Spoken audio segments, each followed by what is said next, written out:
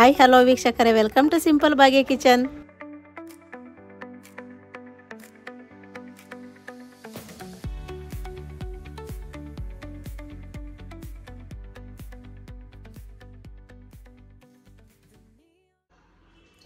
ನಾನು ನಿಮ್ಗೊಂದು ಡಿಫ್ರೆಂಟ್ ಪಾಯಸ ಹೇಗೆ ಮಾಡೋದಂತ ತೋರಿಸ್ತೀನಿ.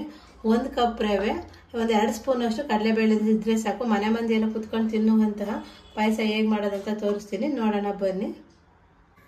ಸ್ಟವ್ ಆನ್ ಮಾಡಿ ಒಂದು ಚಿಕ್ಕದೊಂದು ಪಾತ್ರೆ ಇಟ್ಟಿದ್ದೀನಿ. ಪಾತ್ರೆಗೆ 1/4 ಚೆಂಬಾಗುವಷ್ಟು ನೀರಿಟ್ಟಿದ್ದೀನಿ. ನಾನು ಕಡಲೆಬೇಳೆನ ಒಂದು 10 ನಿಮಿಷ ನೆನೆಸಿಟ್ಟಿದ್ದೆ. ನೋಡಿ, ನೀಟಾಗಿ ವಾಶ್ ಮಾಡಿ ನೆನೆಸಿಟ್ಟಿದ್ದೆ. ಈ ಬೇಳೆ ಹಾಕ್ತಾಯಿದ್ದೀನಿ. ಈ ಬೇಳೆ ಒಂದು ಅರ್ಧ ಗಂಟೆ ಅಷ್ಟೊತ್ತು, ಒಂದು 50% ಅಷ್ಟು ಬೇಳೆ ಬೇಯಬೇಕು ನೀಟಾಗಿ. ಈ ಬೇಳೆ ಬೇಯ್ತಾ ಇರಲಿ. ಒಂದು ಸೈಡ್ ಬೇಳೆ ಇಟ್ಟಿದ್ದೀನಿ ಬೇಯೋಕ್ಕೆ. ಇನ್ನೊಂದು ಸೈಡ್ ನಾನು ಒಂದು ಸ್ಪೂನ್ ಆಗೋವಷ್ಟು ತುಪ್ಪ ಹಾಕ್ತಾಯಿದ್ದೀನಿ. ನೋಡಿ, ಬೇಕಂದರೆ ಇನ್ನೂ 1 ಸ್ಪೂನ್ ಹಾಕ್ಕೊಳ್ಳಿ. ಅದು ಜಾಸ್ತಿ ಕಮ್ಮಿ ಅಂತ ಏನಿಲ್ಲ, ಎಷ್ಟು ಬೇಕಾದ್ರೆ ಅಷ್ಟು ಹಾಕೋಬೋದು. ಚೆನ್ನಾಗಿರುತ್ತೆ ಪಾಯಸ, ಇನ್ನೂ ಟೇಸ್ಟಿಯಾಗಿರುತ್ತೆ. ಈಗ ತುಪ್ಪ ಎಲ್ಲ ಕರಗಿದೆ. ಇದಕ್ಕೆ ನಾನು ಡ್ರೈ ಫ್ರೂಟ್ಸ್ ಹಾಕಿದ್ದೀನಿ. ನಿಮ್ಮ ಮನೇಲಿ ಯಾವುದಿರುತ್ತೋ ಅದನ್ನು ಡ್ರೈ ಫ್ರೂಟ್ಸ್ ಹಾಕ್ಕೊಳ್ಳಿ. ಇವತ್ತು ನಾನು ಬಾದಾಮಿ ಮತ್ತು ದ್ರಾಕ್ಷಿ ಇತ್ತು, ಅದನ್ನೇ ಹಾಕಿ ಬಿಸಿ ಮಾಡ್ತಾಯಿದ್ದೀನಿ. ಇದು ಸ್ವಲ್ಪ ಚೆನ್ನಾಗಿ ಫ್ರೈ ಆಗಲಿ. ಕಮ್ಮಿ ಉರಿಯಲ್ಲೇ ಫ್ರೈ ಮಾಡ್ಕೊಳ್ಳಿ. ನಾನು ಫ್ರೈ ಆಗಿದೆ, ಇದನ್ನು ಸಪ್ರೇಟ್ ಮಾಡ್ಕೊತೀನಿ. ಈಗ ಅದೇ ಬಾಣಲಿಗೆ ನಾನಿವತ್ತು 1 ಬೌಲ್ ಆಗೋವಷ್ಟು ರವೆ ತಗೊಂಡಿದ್ದೀನಿ. ನೋಡಿ, ಮಾಮೂಲಿ ಉಪ್ಪಿಟ್ಟು ರವೆ, ಚಿರೋಟಿ ರವೆ, ಸಣ್ಣ ರವೆ, ತೀರ ಸಣ್ಣ ರವೆ ಅಂತ ತಗೋಬೇಡಿ. ಉಪ್ಪಿಟ್ಟಿನ ರವೆ ತಗೊಳ್ಳಿ, ಮೀಡಿಯಮ್ ರವೆನೇ. ಅದನ್ನ ಚೆನ್ನಾಗಿ ಎಣ್ಣೆಗೆ ಹುರ್ಕೊಳ್ಳೋಣ. ಕಮ್ಮಿ ಉರಿಯಲ್ಲೇ ಸಣ್ಣ ಉರಿ ಇಟ್ಕೊಂಡು ನೀಟಾಗಿ ರವೆನ ಹುರ್ಕೋಬೇಕು. ಹಸಿ ಸ್ಮೆಲ್ಲೆಲ್ಲ ಹೋಗಿ ರವೆ ಚೆನ್ನಾಗಿ ಫ್ರೈ ಆಗಬೇಕು. ಅಂದರೆ ಸಿಹಿಬಾರ್ದು, ತಳ ಹಿಡಿಬಾರ್ದು, ಸಿಹಿಬಾರ್ದು. ನೋಡಿ, ಕಮ್ಮಿ ಉರಿಯಲ್ಲೇ ನೀಟಾಗಿ ಹುರ್ಕೊಳ್ಳೋಣ. ಹುರ್ಕೊಂಡಿದ್ದು ರೆಡಿಯಾಗಿದೆ. ಇದನ್ನ ಒಂದು ಪ್ಲೇಟ್ಗೆ ಸರ್ವ್ ಮಾಡ್ಕೊಳ್ಳೋಣ. ನೋಡಿ, 3 ಬೌಲ್ ಆಗೋವಷ್ಟು ನೀರು ಹಾಕ್ತಾಯಿದ್ದೀನಿ. 1 ಬೌಲ್ ಹಾಲು ಹಾಕ್ತಿದ್ದೀನಿ, ಅದಕ್ಕೋಸ್ಕರ 3 ಬೌಲ್ ನೀರು ಹಾಕ್ತಾಯಿದ್ದೀನಿ. ನೀವು ನೀರು ಹಾಕೋದಾದರೆ 4 ಬೌಲ್ ನೀರು ಹಾಕ್ಕೊಳ್ಳಿ. ನಾನು 3 ಬೌಲ್ ನೀರು ಹಾಕಿದ್ದೀನಲ್ಲ, ಒಂದು ಅರ್ಧ ಬೌಲ್ ಅಷ್ಟು ಬೆಲ್ಲ ಹಾಕಿದ್ದೀನಿ. ಬೆಲ್ಲ ನೀಟಾಗಿ ಕರ್ಕೊಳ್ಳಿ.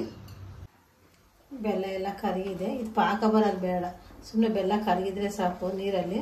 ಯಾಕಂದರೆ ಬೆಲ್ಲದಲ್ಲಿ ಕಸ ಕಡ್ಡಿ ಇರುತ್ತಲ್ಲ, ಅದಕ್ಕೋಸ್ಕರ ಬೆಲ್ಲ ಕರಗಬೇಕು. ಇಲ್ಲ ಹಾಗೆ ಹಾಕಿದ್ರೆ ನಡೆಯುತ್ತೆ. ಈಗ ಇದನ್ನು ಒಂದು ಬೇರೆ ಪಾತ್ರೆಗೆ ಸೋಸ್ಕೊಂಡು ಬರೋಣ. ಅದೇ ಬಾಣಲಿಗೆ ನಾನು ಸೋಸಿರುವಂಥ ಬೆಲ್ಲದ ನೀರು ಹಾಕ್ತಾಯಿದ್ದೀನಿ. ನೋಡಿ, ಈಗ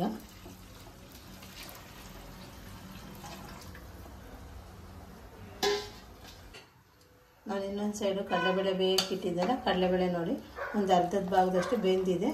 ಈ ಬೆಂದಿರುವಂಥ ಕಡಲೆಬೇಳೆನ ಬೆಲ್ಲದ ನೀರಿನ ಜೊತೆ ಸೇರಿಸೋಣ. ನೀವು ನೀರು ಬೇಕಂದರೆ ಹಾಕ್ಕೊಳ್ಳಿ, ಬೇಡ ಅಂದರೆ ಸ್ಕಿಪ್ ಮಾಡ್ಕೊಳ್ಳಿ. ನಾನು ಹಾಲು ಹಾಕೋದ್ರಿಂದ ಈ ನೀರೇನು ಹಾಕಲ್ಲ. ನಿಮ್ಗೆ ಬೇಕಾದರೆ ಇದೇ ನೀರೇ ಹಾಕೋಬೋದು. ಕಡಲೆಬೇಳೆ ಒಂದು ಅರ್ಧ ಭಾಗ ಬೆಂದಿದೆ. ಈಗ ಮತ್ತೆ ಬೆಲ್ಲದ ನೀರಿನ ಜೊತೆ ಇನ್ನೊಂದು ಅರ್ಧ ಭಾಗ ಬೇಯುತ್ತೆ. ಹಾಗಾಗಿ ಒಂದು ಅರ್ಧ ಭಾಗ ಬೇಯಿಸಿದ್ರೆ ಸಾಕಾಗುತ್ತೆ. ಕಡಲೆಬೇಳೆ ಪೂರ್ತಿಯಾಗಿ ಏನು ಬೇಯಿಸೋದು ಬೇಡ. ಈಗ ಬೆಲ್ಲದ ನೀರಿನ ಜೊತೆ ಮತ್ತೆ ಒಂದು 2 ನಿಮಿಷ ಹಾಗೆ ಬೇಯಿಸೋಣ. ಬೆಲ್ಲದ ನೀರಿನ ಜೊತೆ ಕಡಲೆಬೇಳೆನ ಒಂದು 2 ನಿಮಿಷ ಚೆನ್ನಾಗಿ ಬೆಂದಿದೆ. ಈಗ ಇದಕ್ಕೆ ನಾನು ಹುರಿದಿಟ್ಕೊಂಡಂಥ ರವೆ ಹಾಕ್ತಾಯಿದ್ದೀನಿ. ನೋಡಿ, ರವೆ ಹಾಕಿ ಒಂದು ಕೈ ತಿರುತ್ತಾ ಇರೋಣ. ಹಾಗೆ ಬಿಟ್ಟರೆ ಗಂಟಾಗ್ಬಿಡ್ತೈತೆ. ರವೆ ಹಾಕಿ ನೀಟಾಗಿ ತಿರುತ್ತಾ ಇರೋಣ. ಕಮ್ಮಿ ಉರಿ ಇಟ್ಕೊಂಡೇ ತಿರುಗಿಸ್ತಾ ಇರೋ. ಉರಿ ಜಾಸ್ತಿ ಇಕ್ಕೊಬಿಟ್ರೆ ರವೆ ಹಾಕಿದ ಮೇಲೆ ಸಿಡಿತೈತೆ. ಹಾಗಾಗಿ ಕಮ್ಮಿ ಉರಿಯಲ್ಲೇ ತಿರುಗಿಸ್ತಾ ಇರೋಣ. ನೋಡಿ, ಅಲ್ಲೇ ಸ್ವಲ್ಪ ಗಟ್ಟಿ ಆಗ್ತಾ ಬಂತು. ಈಗ ನಾನು ಕಾಯಿಸಿ ಇಟ್ಟಂಥ ಹಾಲು ಹಾಕ್ತಾಯಿದ್ದೀನಿ. ನೀವು ಹಸಿ ಹಾಲಿದ್ರೆ ಹಸಿ ಹಾಲೇ ಫಸ್ಟೇ ಹಾಕ್ಕೋಬೋದು. ಇಲ್ಲ ಕಾಯಿಸಿ ಹಾಕಿದರೆ ತುಂಬ ಚೆನ್ನಾಗಿರ್ತದೆ. ನಾನು ಕಾಯಿಸಿ ಹಾಕ್ತಾಯಿದ್ದೀನಿ ಹಾಲು. ನೋಡಿ, ಕಾಯಿಸಿ ಹಾಲು ಹಾಕಿದರೆ ತುಂಬ ಟೇಸ್ಟಿಯಾಗಿರ್ತದೆ ಪಾಯಸ. ತುಂಬ ಚೆನ್ನಾಗೂ ಇರುತ್ತೆ, ನೋಡೋದಕ್ಕೂ ಕಲರ್ಫುಲ್ಲಾಗಿರುತ್ತೆ. ಹಾಗಾಗಿ ನಾನು ಕಾಯಿಸಿ ತಣ್ಣು ಮಾಡಿದ್ದೆ ಅಂಥ ಹಾಲೇ ಹಾಕ್ತಾಯಿದ್ದೀನಿ. ಹಾಕಿದ ಮೇಲೆ ನೀಟಾಗಿ ತಿರುಗಿಸ್ತಾ ಇರೋಣ. ಹಾಲು ಇಷ್ಟ ಇಲ್ಲ ಅಂದರೆ ಬರೀ ನೀರಲ್ಲೇ ಪಾಯಸ ಮಾಡ್ಕೊಂಡ್ರೆ ಚೆನ್ನಾಗಿರುತ್ತೆ. ನಾನು ಹಾಲು ಮತ್ತು ನೀರು 2 ಹಾಕಿ ತೋರಿಸ್ತಾ ಇದ್ದೀನಿ.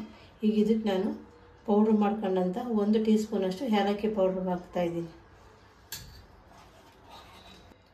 ಏಲಕ್ಕಿ ಪೌಡ್ರ್ ಹಾಕಿ ನೀಟಾಗಿ ಮಿಕ್ಸ್ ಮಾಡೈತೆ. ಈಗ ನಾನು ನೋಡಿ ಒಂದು ಅರ್ಧ ಬೌಲಷ್ಟು ತೆಂಗಿನಕಾಯಿ ತುರಿ ಹಾಕ್ತೀನಿ. ತೆಂಗಿನಕಾಯಿ ತುರಿನ ಅಷ್ಟೇ ಆಪ್ಷನಲ್, ನಿಮಗೆ ಬೇಕಂದ್ರೆ ಹಾಕ್ಕೊಳ್ಳಿ, ಬೇಡ ಅಂದರೆ ಸ್ಕಿಪ್ ಮಾಡ್ಕೊಳ್ಳಿ. ಪಾಯಸಕ್ಕೆ ತೆಂಗಿನಕಾಯಿ ತುರಿ ಹಾಕಿದ್ರೆ ತುಂಬ ಚೆನ್ನಾಗಿರುತ್ತೆ. ಹಾಗಾಗಿ ನಾನು ಹಾಕಿ ತೋರಿಸ್ತಾ ಇದ್ದೀನಿ. ನಿಮ್ಗೆ ಇಷ್ಟ ಇಲ್ಲ ಅಂದರೆ ಸ್ಕಿಪ್ ಮಾಡ್ಕೊಳ್ಳಿ. ತುಪ್ಪ ಫ್ರೈ ಮಾಡಿದಂಥ ದ್ರಾಕ್ಷಿ, ಗೋಡಂಬಿ, ಬಾದಾಮಿ ಏನಿದೆಯೋ ಅದು ಹಾಕ್ತಾಯಿದ್ದೀನಿ. ನೋಡಿ, ಅದನ್ನು ಹಾಕಿ ನೀಟಾಗಿ ಮಿಕ್ಸ್ ಮಾಡೋಣ. ಎಲ್ಲ ಹಾಕಿದ್ದಾಗಿದೆ. ಈಗ ಒಂದು 2 ನಿಮಿಷ ಹಾಗೆ ಸಣ್ಣ ಹುರಿಯಲ್ಲೇ ತಿರುಗಿಸ್ತಾ ಇರೋಣ.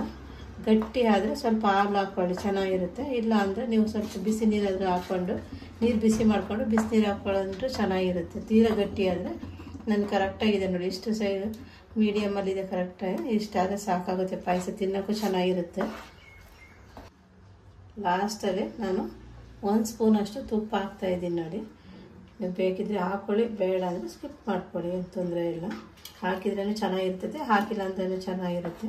ಹಾಕಿದ ಮೇಲೆ ನೀಟಾಗಿ ಮಿಕ್ಸ್ ಮಾಡೋಣ. ನಾನು ಮಾಡಿದಂಥ ರವೆ ಪಾಯಸ ರೆಡಿಯಾಗಿದೆ. ಈಗ ಇದನ್ನು ಒಂದು ಬೌಲ್ಗೆ ಸರ್ವ್ ಮಾಡ್ತೀನಿ. ನೋಡಿದ್ರಲ್ಲ ವೀಕ್ಷಕರು, ಇವತ್ತು ನಾನು ಯಾವ ರೀತಿ ಕಡಲೆಬೇಳೆ ಮತ್ತು ರವೆ ಉಪಯೋಗಿಸಿ ಪಾಯಸ ಮಾಡಿದೆ ಅಂತ. ನೀವು ಇದೇ ರೀತಿ ಒಮ್ಮೆ ಟ್ರೈ ಮಾಡಿ ಹೇಗೆ ಬಂದಿದೆ ಅಂತ ಕಮೆಂಟ್ ಮಾಡಿ, ಹಾಗೆ ಲೈಕ್ ಮಾಡಿ, ಶೇರ್ ಮಾಡಿ, ಪಕ್ಕದಲ್ಲಿರುವ ಬೆಲ್ ಐಕನ್ ಬಟನ್ನ ಕ್ಲಿಕ್ ಮಾಡಿ, ಆಲ್ ಅಂತ ಸೆಲೆಕ್ಟ್ ಮಾಡಿ, ಸಬ್ಸ್ಕ್ರೈಬ್ ಮಾಡಿ. ನಮ್ಮೆಲ್ಲ ವೀಡಿಯೋಸು ನೀವು ಬೇಗನೆ ನೋಡ್ಬೋದು.